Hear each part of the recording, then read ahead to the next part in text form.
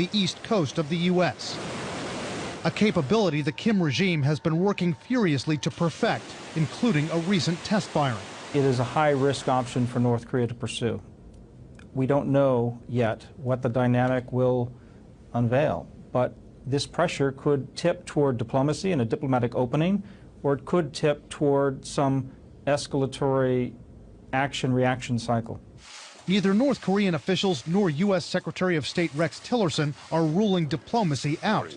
But in an interview with CNN's Jake Tapper, Tillerson also seemed to warn those efforts might fail. Those diplomatic efforts will continue until the first bomb drops. Military tensions on the Korean peninsula are once again ramping up tonight. An American aircraft carrier strike group, along with a nuclear-powered submarine, have launched joint naval exercises with South Korea near the maritime border with North Korea. American families in the region also dealing with the stress. Again, this will protect your child from chemical and biological agent to up to 12 hours.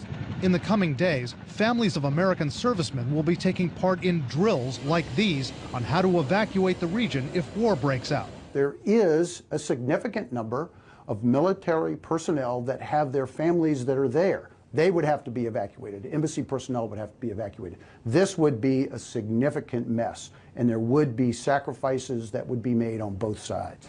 Meantime, America's war plans for North Korea are drawing anger from one of Kim Jong-un's top diplomats. His deputy ambassador to the UN calling dangerous a plan by the U.S. and South Korea to decapitate the leadership of North Korea if there's a conflict. A South Korean official says those war plans were stolen by North Korean hackers, who experts say keep getting better at security thefts, along with cyber heists from banks and other entities worth hundreds of millions of dollars. The Korean state, its intelligence agencies, are leading cyber criminals going after banks. They've put a lot of money into hacking. They have strong teams. And if you compare where they were, say, 5 years ago. Defend our people, our nations, and our civilization from all who dare to threaten our way of life. This includes the regime of North Korea, which has once again shown its utter contempt for its neighbors and for the entire world community. After seeing your capabilities and commitment here today, I am more confident than ever that our options in addressing this threat are both effective and overwhelming. President Trump declaring that our military is more than capable of using military options against North Korea if they need to. Now, his comments coming just before tonight's declaration from North Korea's leader, Kim Jong-un, who's now vowing that he'll complete the nuclear weapons program despite these sanctions, and this on the heels of North Korea's most recent missile test, which, by the way, flew almost 2,300 miles last night over Japan. Here to discuss, Rebecca Grant, president of IRIS Independent Research and a former Secretary of the Air Force, and Fred Fleitz, Senior Vice President at the Center for Security Policy. Rebecca, let me start with you. Just moments ago, Kim Jong-un putting out a communique, or at least something coming out of North Korea, saying that their goal is, quote, equilibrium with the U.S. What exactly does that mean to you? Equilibrium. Well, it's new that we're hearing he has a goal. He's always said he wants a nuclear weapon. He wants to be part of that club. And now he's saying, maybe my missile program is almost finished and ready. But the other thing he said, he doesn't want to hear any more about the threats from a U.S. military option. This is good. This means we're really getting to him. Theresa May has not ruled. You think this is a form of blinking, then? You think he's actually beginning to blink? I think he might be starting to blink. So we need to keep that military pressure on and let the UN keep working those sanctions. Right, and I gave you a promotion in your intro. You weren't. You were in the office of the Secretary of the Air Force, right? Got it, right. All right. Fred Fleitz is with us again. Fred, I want to ask you the same question because obviously North Korea has seemed their belligerence knows no bounds. They meet sanctions and UN action and even tough talk from our own president with more action on their part. Do you think maybe we're seeing them blink just a little bit here? You know, it could be. I still think that the North Koreans have seen years of U.S. administrations passing UN Security Council resolutions and patting themselves on the back and then not enforcing them. But we have a national security advisor today who said there are military options for North Korea. I think that was extraordinary. That comment is going to reverberate throughout the Asia Pacific, and I hope it really makes a difference with China. We really need China's help. You know, here's the thing, though. The last couple of weeks, we've read a lot of news out of the military of accidents involving training missions and things like that, and it reminds us of just how dilapidated this military is that President Trump inherited, Fred. Are we even capable of carrying out any sort of real military action against North Korea with the potential 5 million man army? I think we're capable of carrying it out, but we have larger threats we're facing from Russia and China. There are readiness issues in every branch of the services. There has not been sufficient spending on aircraft, or on ships. We know that our missile defense system is in trouble, and our nuclear deterrent. Did you know the average nuclear weapon in our deterrent is 27 years old, and we actually cannibalize old weapons to find parts for some of these weapons? Yeah. There's a lot we have to do to bring our military back up to speed. Rebecca, play it out for us. President Trump will be at the United Nations on next week. He is going to call on other nations, and I think including South Korea, to also step up the pressure here. How do you see this ending? And I'm impressed with South Korea. They have said, put it on, do the diplomatic options, do the military pressure. I see this ending at the negotiating table. It may take us another couple months. There is, I think, a chance of some limited military Will we write action. a big check to North Korea directly or indirectly? Well, you've got the point. We're doing sticks now. We haven't even started on the carrots. So I think we'll need some carrots as well in the end. The former U.S. chief negotiator has a slightly different take on how the issues surrounding the rising tensions should be approached. The diplomat who helped resolve the first North Korean nuclear crisis was in Seoul this week to meet with President Moon Jae-in. Before he left, our Kim Ye-sung got to sit down with Robert Gallucci for his take on the matter. Thank you for speaking with us today, Ambassador Gallucci. It's been my pleasure. Let me jump straight into some questions. So you met with President Moon this Monday. Can you share with us what you've discussed with him? I told President Moon that I appreciated his opening and openness to negotiations with the North. I thought it was the right thing to do. There are things that the Republic of Korea can address that others can't, including the United States, that when we talk about next steps to integrating North Korea into the international economy, economic development. You helped resolve the first North Korean crisis through dialogue during the Clinton administration. Like you said, President Moon wants to solve this crisis through dialogue too. Well, critics say it's pointless to pursue negotiation at this point. What do you think? I frankly don't understand an argument that it's pointless to pursue negotiations. And what's at stake here is actually South Korean security, life and death for lots of people on both sides of the DMZ. And I would want there to be absolutely no choice at the end of the day other than to use the military force if we had to. But right now, with the U.S. and North Korea locked in a tug of war, how do you suggest we go about starting negotiations? Stop with the preconditions. Meet and then indicate what would disrupt future discussions. Tell the other side that, and if they wish to continue, then they'll avoid the behavior that would be disruptive. We're getting mixed messages from Washington. President Trump is maintaining his hardline stance, while his aides are hinting at a possible dialogue. Where do you think Washington really stands right now? I would discourage you from thinking that this is an orchestrated policy, as it is sometimes known as good cop, bad cop. I don't think that's what's going on. I think that the president is being Donald Trump, and I think the people who elected him, and they are the American people, like that about him. It makes it particularly challenging for the people around him when he says what he thinks about what they are doing. But it is the way the U.S. government now works. President Trump will visit South Korea next month and sit down with President Moon. What kind of message do you think the two leaders should send to North Korea? From my perspective, it is most important that the two presidents send a very clear message to the DPRK that the alliance between Seoul and Washington is solid. They are joined, combined, agreed that a peaceful resolution of the current situation would be the best way to go. But at the end of the day, both countries, both the Republic of Korea and the United States, will honor their alliance commitment to the other if their security is threatened. He knew what he was getting into by joining that 1%. He knew what the possibilities were because we're at war. And when he died, in the 4 cases we're talking about in Niger, my son's case in Afghanistan, when he died, he was surrounded by the best men on this earth, his friends. That's what the president tried to say to 4 families the other day.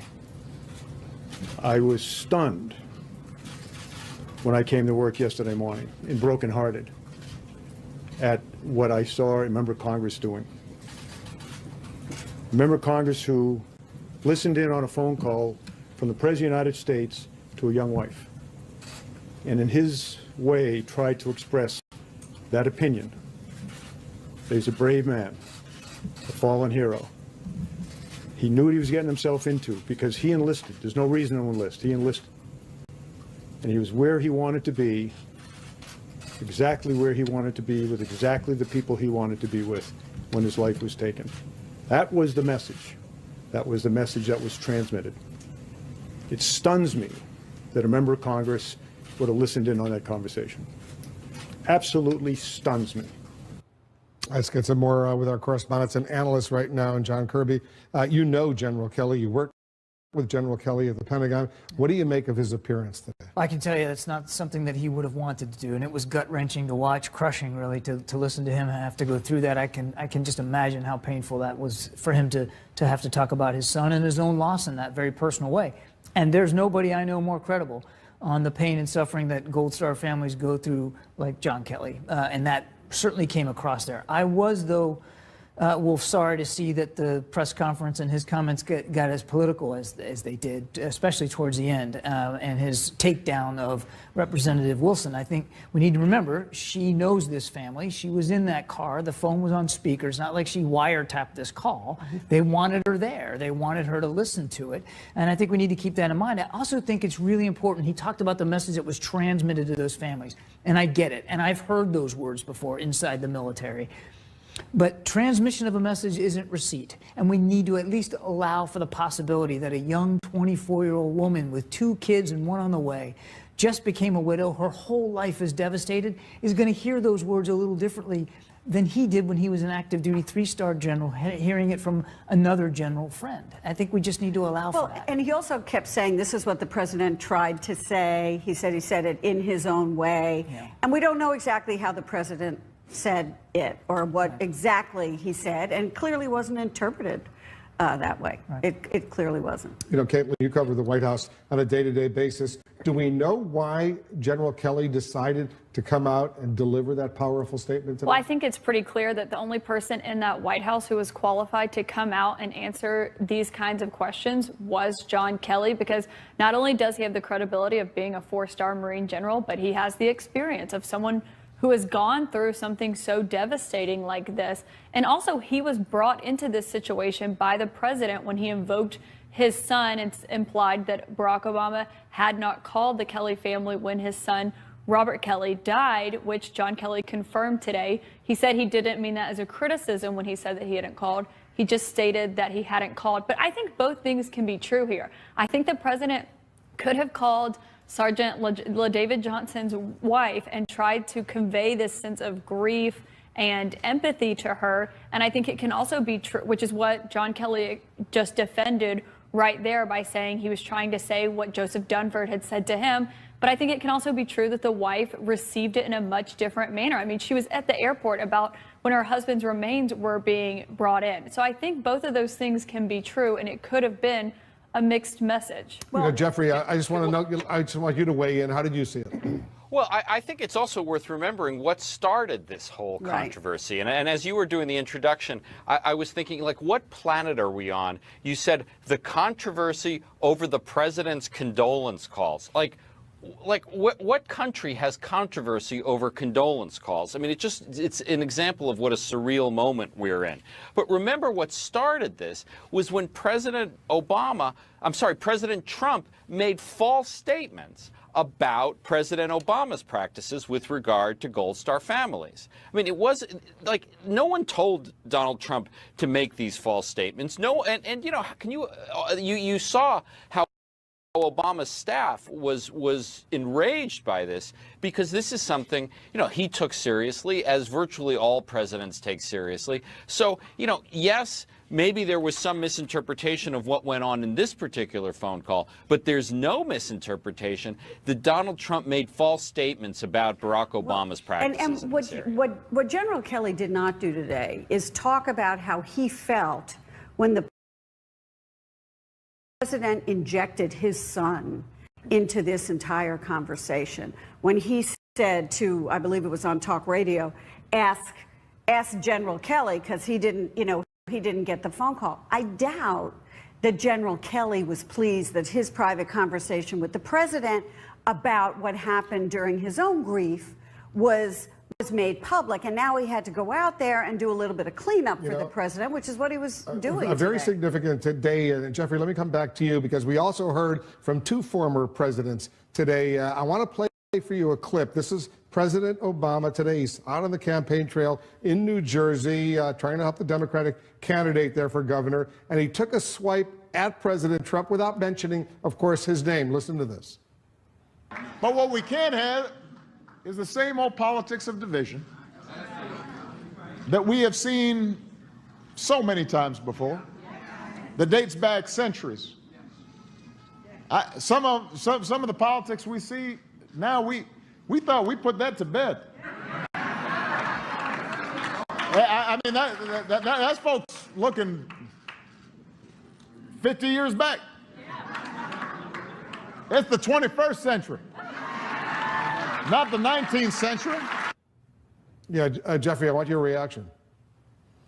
I remember him. I thought he was in the witness protection program. I mean, it's just so startling. You know, he has really disappeared as a public figure. And, you know, I think Democrats are going to be very glad to see him again, because it is a party without a clear leader. And he remains certainly very popular among Democrats, and probably, you know, certainly compared to the incumbent president, is very popular. And, you know, in his indirect way, I don't think anyone can mistake who he's talking about. Let me play a clip from another former president, George W. Bush, also criticizing Trumpism. Caitlin, listen to this without mentioning the president's name. We've seen our discourse degraded by casual cruelty.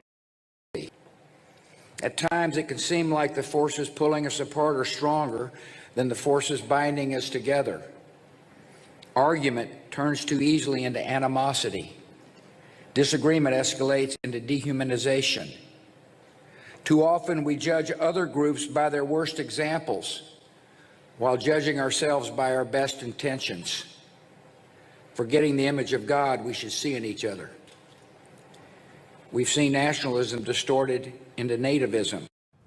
Pretty strong words from him as well. It was a remarkable speech that we listened to earlier from that former president, because though he did not mention the current president's name, it was very thinly veiled that a lot of those remarks were directed to him as he spoke about bullying and instilling these civic values. And how can you instill those in children if you don't live up to them yourselves? And also about rejecting white supremacy and bigotry. And it reminded me of a statement that George Bush and his father both put out after those deadly clashes in Charlottesville, after President Trump had said there was violence on both sides. Now, they didn't name Trump in that statement either, but they clearly were talking to him, saying that you must reject this, you must reject anti-Semitism and all of those things. But that was a really stunning speech from him, those thinly veiled remarks at Trump, because we rarely saw him say anything, if ever, when President Obama was out. Out front now, former Clinton White House aide Keith Boykin and former communications director for President Trump's transition team, Brian Lanza, who also was the former deputy communications director for the Trump campaign. Brian, let me start with you. You heard the president. He said he never said what the Congresswoman said. He even said in a tweet it was fabricated. But of course, when you listen to General Kelly, he says the exact same words that the Congresswoman said. Was the president not telling the truth? Yeah, I just hear it differently than you, Aaron. I hear context, and context matters. What she was trying to portray, what the Congresswoman was trying to portray, was sort of this harsh context where he said these things. But when you hear what General Kelly said in the context where he explains it all, there is a huge distinction. And so when I think the president was saying that's not what he said, it's not in the context that he said these things, and I think that's what the criticism is unfair. But this is where we are today. Keith.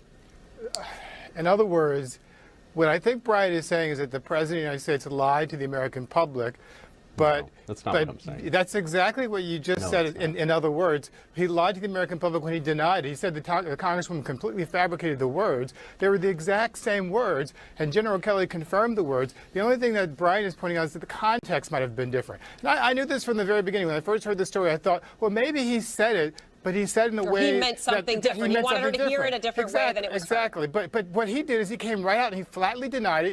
He went into his normal mode, which is to attack, to make the story about him, and he became this sort of narcissist personality again. He has to learn, if he's going to be the commander-in-chief, he has to learn to be bigger than that. Brian, because, you know, two members of the family confirmed to us that the president said what the Congresswoman said he said. So when you get at it's the tone of the words that matter, context, let's completely give you that. But if that's what they heard, isn't it incumbent on him to say, gosh, that's not what I meant? To be the kind and empathetic one.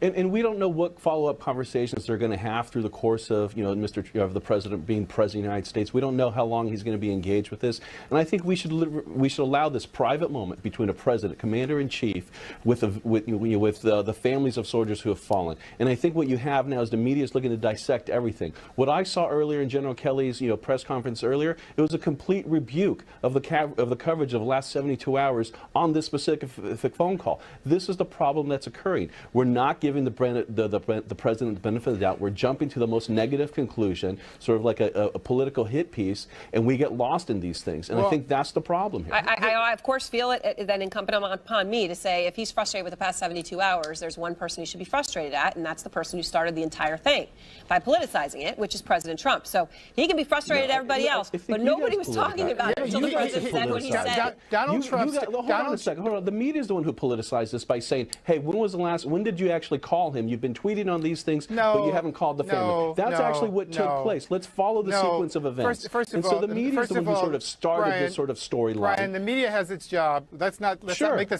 a media bashing session. For them to be accurate. Let me speak for a chance, okay? Brian, what's going on here is that 4 American soldiers were killed in Niger 2 weeks ago, 2 weeks and 1 day ago now, and the President of the United States took 12 days to even acknowledge it. The Defense Department, the National Security Staff rather, drafted a statement for the President to issue. He did not issue that statement. He never talked about it. He didn't tweet about it. He was busy attacking Hillary Clinton, Barack Obama, and the NFL during that time. He only talked about it on Monday because a reporter asked him a question about it, because he had been not saying anything about it. And this young man, LaDavid Johnson, his body was lying out there in the desert in Niger for 2 whole days practically, and the United States government had done nothing to rescue him. Yes, the American people want to know what happened. We want answers. His family deserves answers. Absolutely. And that's the reason why the widow and the mother confirmed what Congressman Federico Wilson said. All right, so let me just hear, John Kelly said that there were many things that were sacred in this country, Gold Star families included.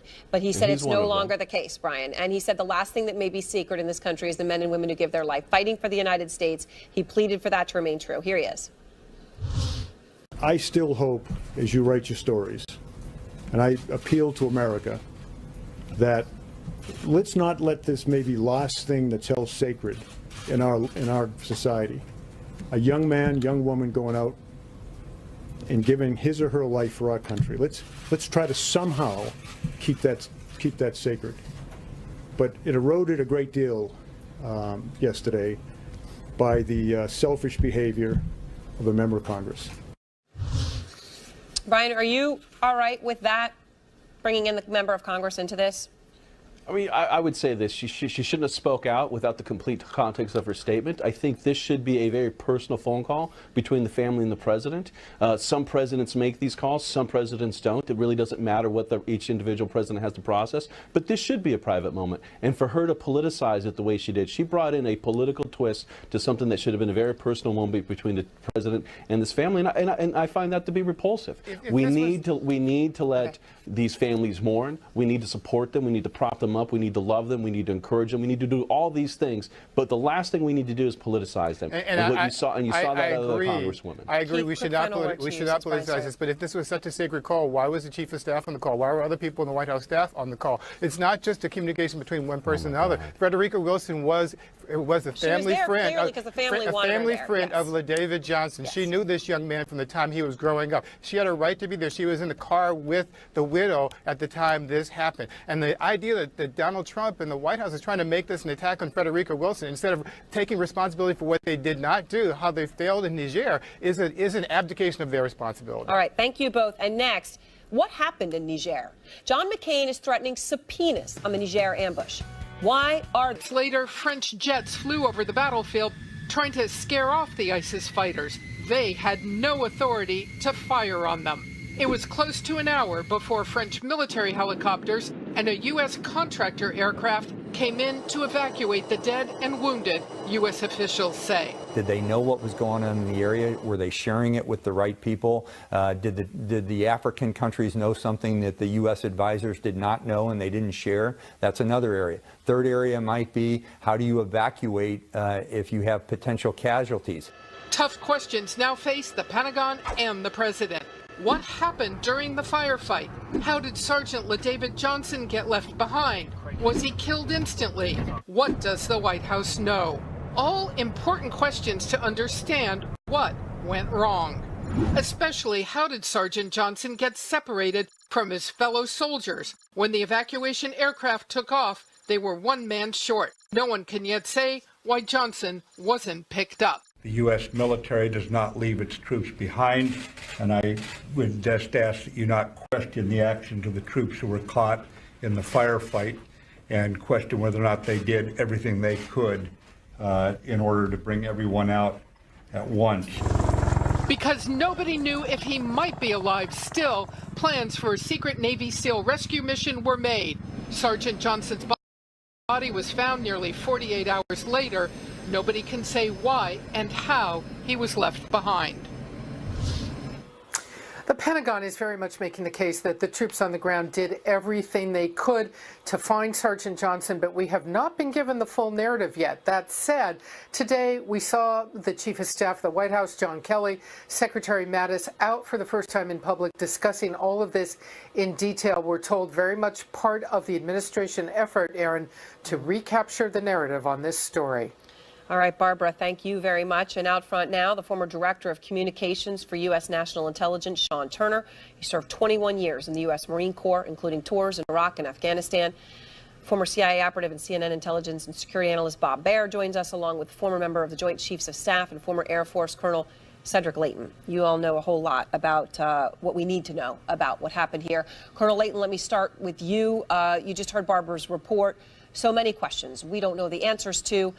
John McCain saying he's considering subpoenas because he is not getting any answers at all right now. What is the issue here? Why are there no answers going to the Senate Armed Services Committee or information going to them at all? Well, Aaron, right now I think there is probably very little information going to the Armed Service Committees, both in the House and in the Senate. And part of it may be because the Pentagon is actually looking at what exactly happened. So they believe they have to first make sure that everything is set up exactly correctly so that they can then present it to Congress. Of course, Congress is going to look at this and they're going to say, we need to know now what happened. Right. Part of it is a resourcing question, and of course, Congress holds the purse strings. Right, and of course, as John McCain said, that's not how it works. They get all the information right away as co-equal branches of government. Bob, last night you said this is worse than Benghazi because Benghazi was the ambassador's decision. right? So that was he's the one who made that decision. But in this case, it was the Pentagon's decision, ultimately the commander-in-chief's responsibility. Do you think they know any more than they are telling us, the sort of John McCain feeling when he said they are not being upfront? Well, Aaron, I think a mistake was made. Those guys clearly were surprised in an ambush. The intelligence was bad. They shouldn't have been up there. There was no backup. The fact that contractors had to rescue them, the fact that the French flew over the site but couldn't fire, it was a fiasco. They were set up, and I think through the command, through the Pentagon, people understand this. A huge mistake was made, and I don't, whose fault was it? The fact that these guys fought heroically and got out of there, the fact that somebody was left behind, that happens in the confusion of combat. But the question is, who sent them up there? And the president is saying, look, we've defeated ISIS in Raqqa. I've done it finally. The past administration failed, but in fact ISIS is very much active, and this is something that people aren't prepared to admit in the administration. And I want to talk more about that in just a moment, because that's a crucial point. But Sean, what about the point Bob raises, right? They go into this village, and they obviously don't have the intelligence, right, that there's 50 ISIS-linked militants who are there. A lot of people there would have known that. This is a village they've been to a lot of times before. It would seem it was intelligence that someone should have had. And yet they get in there. 30 minutes later, the French fly over, and they're not even allowed to drop any ordnance if they had any. They're not even allowed to do that. Contractors have to get these guys out. Does all of this trouble you? It does, Aaron, and I think the intelligence is the most important point here. The military investigators are going to be looking at this intelligence from a bunch of different perspectives. They're going to look at the source of the intelligence. They're going to look at the age of the intelligence. Was this recent intelligence, or were they operating based on old intelligence? And I think one of the other really important questions is they're going to look at how this intelligence that they were operating under when they decided to take this particular action, how that intelligence compared to intelligence that they had previously in the area. If you've had intelligence that indicates that the area is fairly permissive for quite some time, and as a result you begin to get into a rhythm and operate a certain way in a hostile area, and then that environment changes, oftentimes that's what you see when events like this happen. Yeah, and Sean, it also seems though somebody, if that's the case, there was a huge misjudgment or miscalculation that was made, because there was an expectation that people in that local environment were going to be upfront about this kind of information. And obviously they weren't. You don't have 50 ISIS-linked fighters in a village like this with a lot of people around there not knowing about it. No, but it's absolutely right. But it's also the case that if this was good intelligence, and understand that this is an environment where we tend to have fairly good intelligence, I think that one of two things will happen here. Either we're going to discover that there was something about the intelligence that changed fairly rapidly, and so that we no longer had good visibility of what was happening on the ground, or those attackers, those fighters had some information that we were not able to glean in intelligence because they got it fairly recently. So there are a lot of questions to be answered here. But the one thing I will say, Aaron, is that no matter what this investigation finds, absolutely nothing should take away from the sacrifice that these brave men made.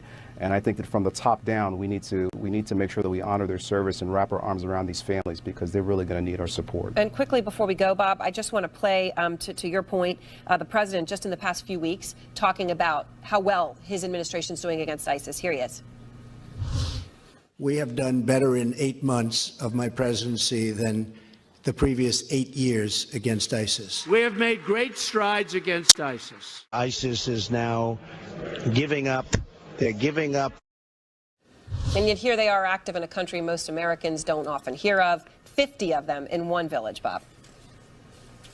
Aaron, yeah, it's a mistake. I mean, losing Raqqa is important to them, but not crucial. ISIS is coming back, and it will strike back, whether it's in Chad or Mali or Niger. They will come back, or the Middle East.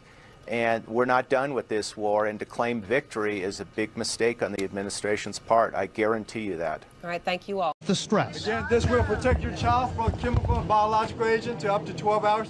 In the coming days, families of American servicemen will be taking part in drills like these on how to evacuate the region if war breaks out. There is a significant number of military personnel that have their families that are there. They would have to be evacuated. Embassy personnel would have to be evacuated. This would be a significant mess, and there would be sacrifices that would be made on both sides.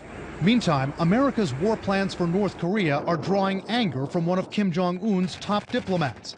His deputy ambassador to the UN calling dangerous a plan by the U.S. and South Korea to decapitate the leadership of North Korea if there's a conflict.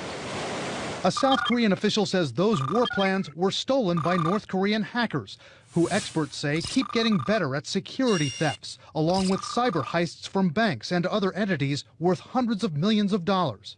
The Korean state, its intelligence agencies, are leading cyber criminals going after banks. They've put a lot of money into hacking. They have strong teams. And if you compare where they were, say, 5 years ago. Defend our people, our nations, and our civilization from all who dare to threaten our way of life. This includes the regime of North Korea, which has once again shown its utter contempt for its neighbors and for the entire world community. After seeing your capabilities and commitment here today, I am more confident than ever that our options in addressing this threat are both effective and overwhelming. President Trump declaring that our military is more than capable of using military options against North Korea if they need to. Now, his comments coming just before tonight's declaration from North Korea's leader, Kim Jong-un, who's now vowing that he'll complete the nuclear weapons program despite these sanctions, and this on the heels of North Korea's most recent missile test, which, by the way, flew almost 2,300 miles last night over Japan. Here to discuss, Rebecca Grant, president of IRIS Independent Research and a former Secretary of the Air Force, and Fred Fleitz, Senior Vice President at the Center for Security Policy. Rebecca, let me start with you. Just moments ago, Kim Jong-un putting out a communique, or at least something coming out of North Korea, saying that their goal is, quote, equilibrium with the U.S. What exactly does that mean to you? Equilibrium. Well, it's new that we're hearing he has a goal. He's always said he wants a nuclear weapon. He wants to be part of that club. And now he's saying, maybe my missile program is almost finished and ready. But the other thing he said, he doesn't want to hear any more about the threats from a U.S. military option. This is good. This means we're really getting to him. Theresa May has not ruled. You think this is a form of blinking, then? You think he's actually beginning to blink? The East Coast of the U.S., a capability the Kim regime has been working furiously to perfect, including a recent test firing. It is a high-risk option for North Korea to pursue. We don't know yet what the dynamic will unveil, but this pressure could tip toward diplomacy and a diplomatic opening, or it could tip toward some escalatory action-reaction cycle. Neither North Korean officials nor U.S. Secretary of State Rex Tillerson are ruling diplomacy out. But in an interview with CNN's Jake Tapper, Tillerson also seemed to warn those efforts might fail. Those diplomatic efforts will continue until the first bomb drops. Military tensions on the Korean peninsula are once again ramping up tonight. An American aircraft carrier strike group, along with a nuclear-powered submarine, have launched joint naval exercises with South Korea near the maritime border with North Korea.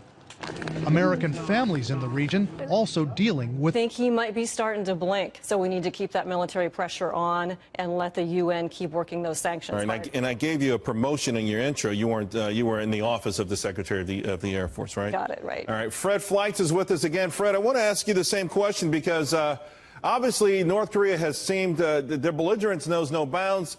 They meet sanctions and UN action and even tough talk from our own president with more action on their part. Do you think maybe we're seeing them blink just a little bit here? You know, it could be. I still think that the North Koreans have seen years of U.S. administrations passing UN Security Council resolutions and patting themselves on the back and then not enforcing them. But we have a national security advisor today who said there are military options for North Korea. I think that was extraordinary. That comment is going to reverberate throughout the Asia Pacific, and I hope it really makes a difference with China. We really need China's help. You know, here's the thing, though.